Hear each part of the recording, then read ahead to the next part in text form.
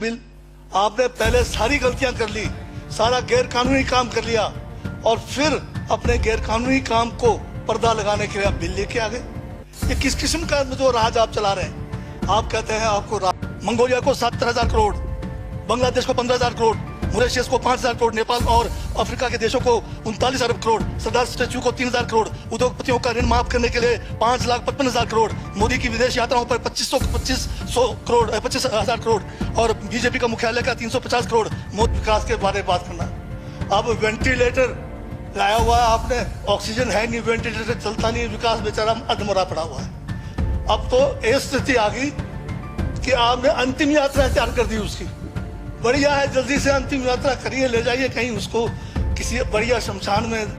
आपने फिर यशस्वी प्रधानमंत्री जी का जिक्र किया बड़े जोर शोर से, भारत के महान प्रधानमंत्री, यशस्वी प्रधानमंत्री। अब मैं ये पूछना चाहता हूं, भूटान को 10,000 करोड़, मंगोलिया को 70,000 करोड़, बांग्लादेश को 15,000 करोड़, मॉरिशस को 5,000 करोड़, नेपाल और अफ्रीका के देशों को 39 अरब करोड़, सरदार स्टैच्यू को 3,000 करोड़, उद्योगपतियों का ऋण माफ करने के लिए 5,55,000 करोड़, मोदी की विदेश यात्राओं पर 25,000 करोड़ और बीजेपी का मुख्यालय का 350 करोड़, मोदी और बीजेपी के विज्ञान पे 5,000 करोड़, मोदी की सुरक्षा में 24 घंटे में 1 करोड़ रुपए दिन का खर्च कर रहे हैं और साल में 591 करोड़ 30 लाख रुपए आप खर्च कर रहे हैं। और पिछले 5 सालों में कुंभ के मेले में 15,000 करोड़ और यूएसए के प्रेसिडेंट ट्रंप को नमस्ते करने के लिए 100 करोड़। तो ये यशस्वी प्रधानमंत्री है क्या? इस किस्म के प्रधानमंत्री को यशस्वी कहेंगे? आपने जो है भारत को उच्चतम बेरोजगारी के दर पे पहुंचा दिया है। आज विश्व में भारत जो है भूखमरी में बांग्लादेश से भी नीचे है, आज पाकिस्तान से भी नीचे है। जिस देश में 25% जो है रात को भूखा सोए, उस देश का प्रधानमंत्री यशस्वी है क्या? जिसने देश की आर्थिकी को बिल्कुल नीचे कर दिया, छिन भिन कर दिया, जिसने जीडीपी खत्म कर दिया, जिसने नोटबंदी में लोगों को जो है नोटबंदी के तहत जो है लोगों को मरवा दिया, जिसने नौकरियां खत्म करा दी, जिसने महंगाई चरम पे पहुंचाई, जिसने पेट्रोल 100 रुपए कर दिया, डीजल 100 रुपए कर दिया, क्या वो यशस्वी है? क्या उसको यशस्वी कहेंगे आप? यशस्वी प्रधानमंत्री है आपका, जिसने भारत के सैनिकों को शहीदों की संख्या पिछले 30 सालों में सबसे ज्यादा है। क्या ये यशस्वी प्रधानमंत्री है? जिसने देश के अंदर चीन को घुसा दिया, क्या वो यशस्वी प्रधानमंत्री है? बजट पे बोलिए। माननीय सभापति महोदय, ये बजट में जिक्र हुआ है यशस्वी प्रधानमंत्री का और मुझे उसका जवाब देने का पूरा अधिकार है, जो मुझे कोई छीन नहीं सकता है। ये क्या यशस्वी कहेंगे इसको आप? बहुत यशस्वी है। देश का जो है आज बिल्कुल देश को आर्थिक रूप से कंगाल, राजनीतिक रूप से कश्मीर से कन्याकुमारी जो अखंड भारत है वो खंड होने जा रहा है। हिंदू मुस्लिम कर करके आपने जो है इस देश की जो है ऐसी तैसी फेर रखी है। और अब जब मैं कह रहा हूं तो आपको तकलीफ हो रही है। आप बताइए क्या तकलीफ की उसमें है? आप अब ज्यादा अभी लाल किला आपने बेच दिया, रेलवे स्टेशन आपने बेच दिया, एयरपोर्ट आपने बेच दिया। यशस्वी प्रधानमंत्री है। कोयले के खदाने आपने बेच दिया, रेलगाड़ी आपने बेच दिया, बंदरगाह आपने बेच दिया, बेकिस्मती जमीनें आपने बेच दी यशस्वी प्रधानमंत्री जी ने। और कहते हैं कि देश बदल रहा है, देश बिक रहा है। महाराज ये कहिए देश बिक रहा है। LIC तैयार है बेचने के लिए, IDB भी तैयार है, ये जो एयर इंडिया तैयार रखा हुआ है, BSNL बेचने वाले हैं, ONGC बेचने वाले हैं। छोड़ने वाले क्या? आखिर में ये देश को भी बेच के चले जाएंगे। क्या है उनका? एक झोला है, झोला लेके चल पड़ेंगे। ये है आपका यशस्वी प्रधानमंत्री। ये यशस्वी प्रधानमंत्री है। दाढ़ी बढ़ाने से टैगोर नहीं बन जाते। टैगोर के गुण लाने के लिए दोबारा जन्म लेंगे 100 बार, तब भी नहीं आएगा। हाँ, दाढ़ी बदल के और मेकअप करा के 15-15 लाख के, उससे कुछ होने वाला नहीं है आपका। हाँ बिल्कुल। और जो जहर आप लोगों ने जो है इतने सालों में इस देश के अंदर जो है आपने जो इस देश में बीजा है, उससे वो जो है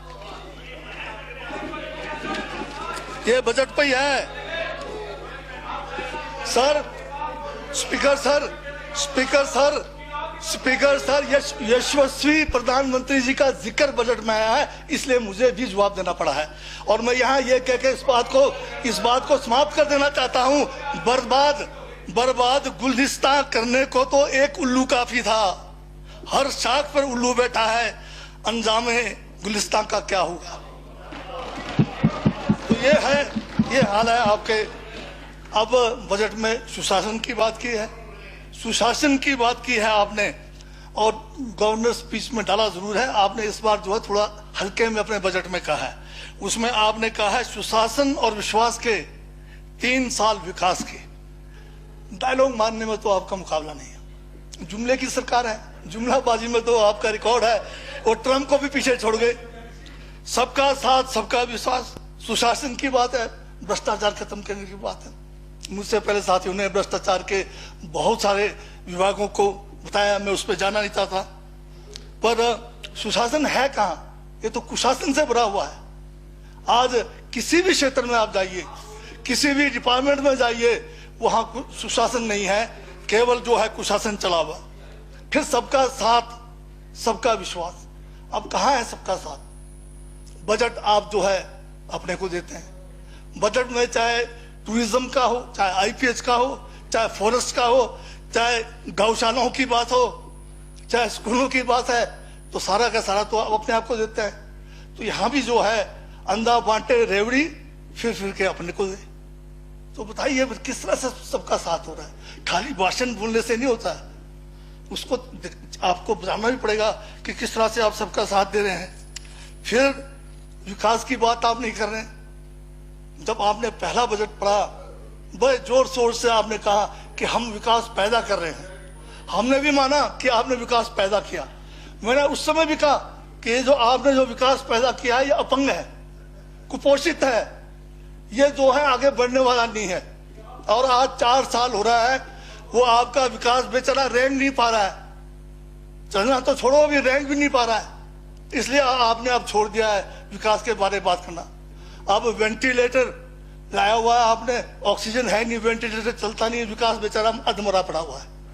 अब तो ये स्थिति आ गई कि आपने अंतिम यात्रा तैयार कर दी उसकी। बढ़िया है, जल्दी से अंतिम यात्रा करिए, ले जाइए कहीं उसको किसी बढ़िया शमशान में, जो भी करना चाहे, दफनाना है, चाहे उसको अग्नि में देना है, दे दीजिए।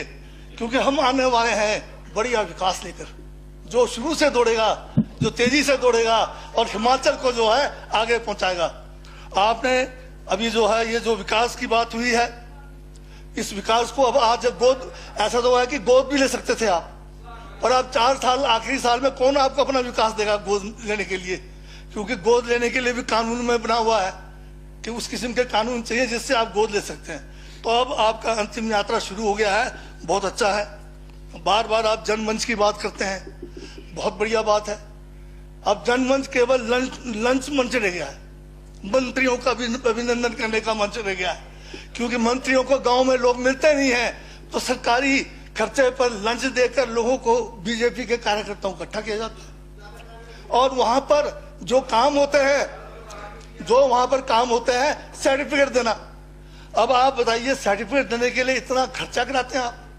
सर्विस गारंटी एक्ट है, उसके अंदर हर डिपार्टमेंट को टाइम फिक्स किया हुआ है कि एक सर्टिफिकेट कितने घंटे में देना है। अगर वो अधिकारी टाइम से नहीं देता है, उसको सजा देने का प्रावधान है। आपने जनमंच के द्वारा जो सर्विस गारंटी एक्ट है, उसको जो है आपने डाइल्यूट कर दिया है।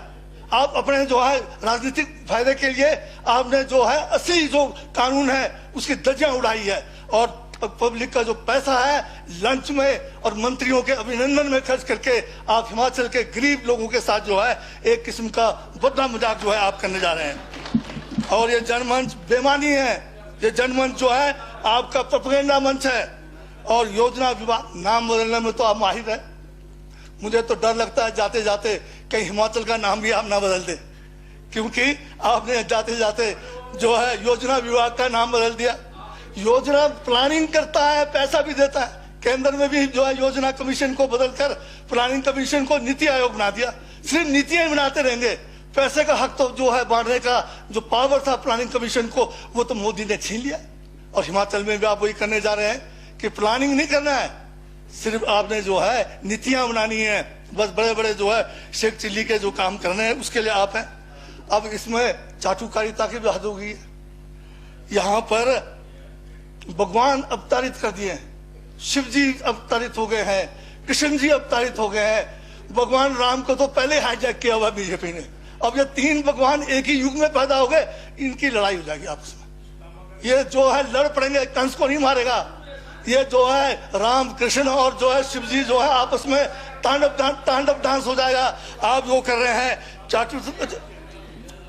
मैंने जो है चाटुकारिता के बाजार में मैंने सौदे बदलते देखा है।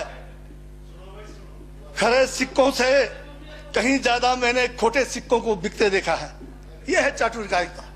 कहाँ जा रहे हैं आप, कैसे कैसे मतलब काम आप करने जा रहे हैं। फिर स्वर्ण जयंती, बहुत बड़ा आयोजन। जिस महान लोगों ने हमें स्वर्ण जयंती मनाने लायक पहुंचा, उनका नाम लेना आप भूल गए। इतने संकीर्ण विचार मत रखे माननीय मुख्यमंत्री जी। जिन महान लोगों के कारण हिमाचल बना है, आप उनका नाम लेना नहीं चाहते। पंडित जवाहरलाल नेहरू जी, सरदार पटेल जी, डॉक्टर यशवंत सिंह परमार जी, और जो उसके बाद में इंदिरा गांधी जी, और उसके बाद के दिनों में जितने भी मुख्यमंत्री, चाहे शांता कुमार आए, चाहे राजा वीर सिंह जी आए, चाहे गुमल साहब आए, इन सब ने इस हिमाचल को बनाने में योगदान किया। पर एक शब्द आप बजट में नहीं लगा सकते। इतनी संकीर्णता क्यों है, इतना जो है आप छोटी सोच आप क्यों रखते हैं। कुछ मैं ये कहना चाहूंगा, सियासत की रंगत में ना डूबे इतना कि वीर शहादत अपने आए को भी नजरअंदाज करें। तो इतना ज्यादा ना डूबे आपने पोस्टर, करोड़ों रुपए के पोस्टर लगा दिए। आज हिमाचल प्रदेश के सड़कों को आप जो है पक्का नहीं किया, खड्डे नहीं भरे, पर सड़कों के किनारे इतने बड़े बड़े पोस्टर गरीब हिमाचल के लोगों का खून का, हमें देखते लगता कि हमारा खून चूसा हुआ हमारा डाला हुआ है। और किसका डाला हुआ है? अमित शाह, जिसने क्या किया हिमाचल के लिए। अमित शाह ने क्या किया हिमाचल के लिए, उसका उधर रखा हुआ है। आप बताइए, डॉक्टर यशवंत सिंह परमार का छोटा सा पोस्टर तो लगाते हैं। आप करोड़ों रुपए आप जो है स्वर्ण जयंती के नाम पे फूक रहे हैं, परंतु उन महान नेताओं का नाम लेना आप भूल गए। इतनी बेकदरी भी नहीं होनी चाहिए, इतनी छोटी सोच भी नहीं होनी चाहिए। आपको सोच को जो बदलने की जरूरत है। अभी वैक्सीन की बात हो रही थी, हर बात में बड़ी बात कहते हैं कि ये वैक्सीन यशस्वी प्रधानमंत्री जी ने तैयार किया। ये कोई साइंटिस्ट है जिनका डिग्री तक नहीं है, वो कोई साइंटिस्ट बन गए। ये जो वैक्सीन है, 1 करोड़ लोगों को जब लगा, तब यशस्वी जी 56 इंच लेके आगे। और फिर वो भी पौंडुचेरी की मैडम लाई वहां पर नर्स कि इलेक्शन है और गमछा पहना आसाम का। इस किस्म की घटिया हरकतें करेंगे यशस्वी जी। ये जो serum institute of India Pune का है, ये आज का नहीं बना है, 1966 में ये बना। और जो बायोटेक है जहां से ये वैक्सीन बन रहा है, ये 1966 में बना है। ये दोनों प्राइवेट फर्म्स हैं, एक पैसा केंद्र की सरकार ने नहीं दिया। एक जो है कोड़ी का इनका उसमें वो नहीं है। आज माननीय सदस्य अब बाइंड अप कर दें सर। 2-3 मिनट और लेता हूं सर। काफी हो गए, 2-3 के 15-16 मिनट हो गए। नहीं सर, अब बजट पे सर शुरू में अपने आप कहा था इन्होंने कि 5-6 मिनट में बात तो मैं खत्म ही कर देता सर। करिए, इतने में मैं समाप्ति कर देता। प्लीज बाइंड अप कर दीजिए। आप गायियां चलाए रहो, मजे करो। आप गाय चलाओ, आप मजे करो आप। अच्छा सर ये जो बजट है, जो वर्तमान बजट माननीय मुख्यमंत्री जी ने पेश किया है, ये बजट नहीं लगता सर, ये लगता है वसीयत है। वसीयत कब लिखते हैं? जब मैं जाने के बाद परलोक सिधाऊंगा, ऐसे काम कर देना। ये तो वसीयत है सर। ये कह रहे हैं कि मैं हवाई अड्डा बनाऊंगा। अरे 2000 करोड़ हिमाचल का आप हवाई अड्डे के लिए डाल रहे हैं, या स्कूल नहीं बन रहे हमारे। अभी एक जवाब आया, अटल आदर्श आवासीय योजना, 3 स्कूल, कितने पैसे? 5-5 करोड़। 5 करोड़ में सर एक बिल्डिंग बनता है, उसको आवासीय बनाना है, उसमें हॉस्टल बनाना है, कम से कम भी 30 करोड़ रुपए कम से कम चाहिए एक को चलाने के लिए। कब बनेगा वो? जब आप जाएंगे। इसी तरह से बहुत सारे स्कीम जो है सर वसीयत लग रहा है। ये बजट नहीं है, ये किसी इकोनॉमिस्ट के राय से बजट नहीं बनाया है। ये आरएसएस के जो है वो जो चुनाव का जो एक गढ़ होता है, वहां बैठ के ये बनाया गया है। ये हिमाचल को जो है सर, कहीं भी कोई बेरोजगारी दूर करने की बात नहीं है, बागवानी को आगे करने की बात नहीं है, कृषि को किस तरह से आगे ले जाएंगे। 15 लाख बेरोजगार बैठे हुए हैं, आप उनकी चिंता नहीं है। आपको चिंता है केवल वोट लेने की चिंता है, बाकी कुछ नहीं है। प्राथमिकताएं आपकी जो है बिल्कुल अलग किस्म की प्राथमिकता है, जो आम आदमी के लिए नहीं है। तो सर ज्यादा समय नहीं लेके आखिर में इतना ही कहूंगा, हकदार हकदार बदल दिए जाते हैं, किरदार बदल दिए जाते हैं। ये दुनिया है साहब, यहाँ मन्नत पूरी ना हो तो रिश्ते क्या भगवान तक बदल दिए जाते हैं। धन्यवाद।